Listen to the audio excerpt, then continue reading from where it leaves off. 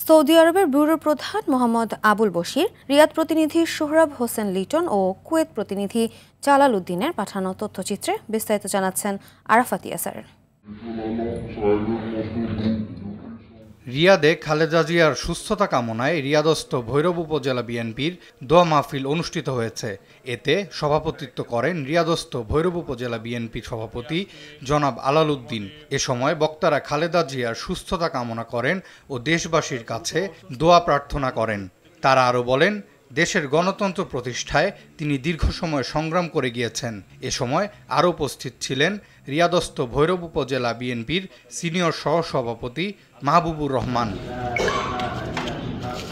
Saudi আরবের রিয়াদে BNP chairperson Begum Khaleda জিয়ার সুস্থতা কামনায় প্রবাসী চট্টগ্রাম জেলা বিএনপি ও যুবদলের উদ্যোগে আলোচনা ও দোয়া মোনাজাত অনুষ্ঠিত হয়। প্রবাসী চট্টগ্রাম জেলা বিএনপির সভাপতি মাসুদ আলমের সভাপতিত্বে প্রধান অতিথি ছিলেন প্রবাসী বৃহত্তর চট্টগ্রাম জেলা বিএনপির প্রধান উপদেষ্টা কারি আব্দুল হাকিম।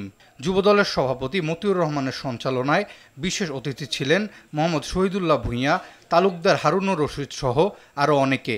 আলোচনা শেষে বেগম খালেদা জিয়ার রোগ মুক্তি কামনায় বিশেষ দোয়া ও মোনাজাত করা হয়। বাংলাদেশ জাতীয়তাবাদী দল বিএনপি কুয়েত শাখার উদ্যোগে সাবেক প্রধানমন্ত্রী বেগম খালেদা জিয়ার আশু রোগ মুক্তি ও সুস্থতা কামনায় দোয়া মাহফিল অনুষ্ঠিত হয়েছে। কুয়েত বিএনপির সাবেক সদস্য সচিব আলহাজ শওকত আলীর সভাপতিত্বে ও আব্দুল কাদেরের সঞ্চালনায় অনুষ্ঠানে বক্তব্য রাখেন জালাল আহমেদ চুন্নু মোল্লা, আব্দুল কাদের মোল্লা সহ আরও অনেকে। অনুষ্ঠানে বেগম খালেদা জিয়ার জন্য বিশেষ দোয়া পরিচালনা করেন কারি গিয়াস উদ্দিন। আরাফাত ইয়াসার, RTV।